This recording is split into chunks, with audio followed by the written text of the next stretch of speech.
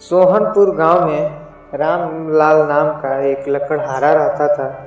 वो अपनी जीविका चलाने के लिए गांव के पास के ही जंगल से रोज लकड़ियाँ चुनता और उन्हें बेचकर जो कुछ पैसे कमा लेता था। इसी तरह से उसका गुजारा चल रहा था। कुछ दिनों के बाद रामलाल की शादी हो गई। उसकी पत्नी बड़ी खर्चीली थी, इसीलिए अब उतनी लकड़ियों को बेचकर रामलाल को घर चलाना मुश्किल हो गया था। ऊपर से रामलाल की पत्नी कभी कभी नए कपड़े खरीदने के लिए तो कभी किसी और चीज़ के लिए रामलाल से बार बार पैसे मांगती थी। अगर पैसे ना मिले तो वो रूठ जाती थी। रामलाल अपनी पत्नी से बहुत प्यार करता था, इसीलिए उसकी नाराज़गी वो कभी बर्दाश्त नहीं कर पाता था। रामलाल ने अब ठान लिया कि अब वो ज़्यादा लकड़ियाँ इकट्ठा करके बेचेगा, ताकि उसकी पत्नी को रोज़ रोज़ पैसों की कमी न हो। पत्नी की इच्छा पूरी करने के लिए आज रामलाल घने जंगल तक चला गया और बहुत सारी लकड़ियाँ चुनकर बाजार में बेच दी।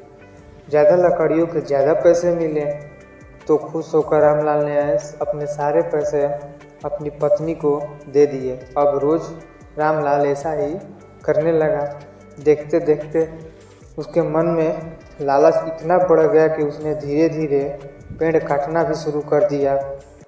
पेड़ काटने से और ज़्यादा लकड़ियाँ हो जाती थी और उसे अधिक दाम मिलने लगे।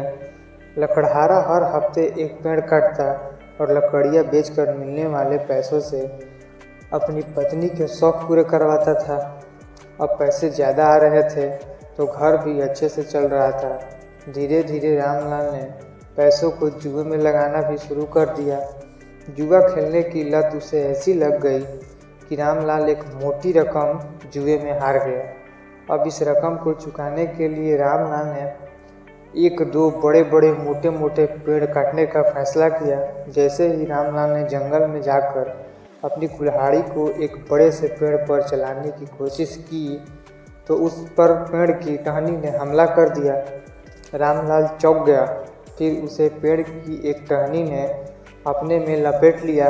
रामलाल कुछ समझ नहीं पाया कि यह सब मेरे साथ आखिर क्या हो रहा है। तभी पेड़ से आवाज़ आई, मूर्ख, तुम अपने लालच के चक्कर में मुझे काट रहा है। तू सारे पैसे जुए में लुटा देता है और फिर पैसे लौटाने के लिए मेरे पास पेड़ काटने चला आता है। तुझे पता है कि पेड़ कितने कीमती होते हैं?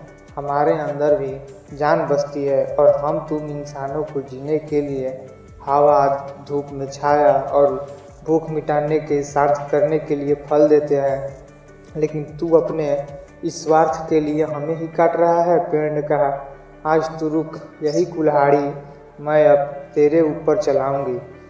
पेड़ की टहनी कुल्हाड़ी से रामलाल पर वार करने ही वाली थी कि वह गिड़गिड़ाने लगा।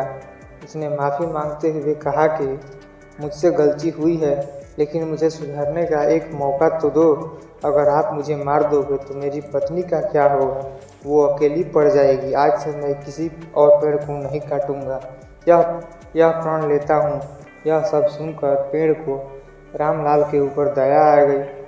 उसने रामलाल को छोड़ दिया। छूटते ही रामलाल भागकर अपने घर गया और पैसों के लालच में न आने का संकल्प लिया।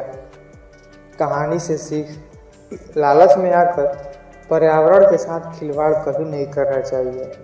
पेड़ हमें ऑक्सीजन देते हैं, इन्हें काट कर हम खुद अपने जीवन में संकट ला रहे हैं।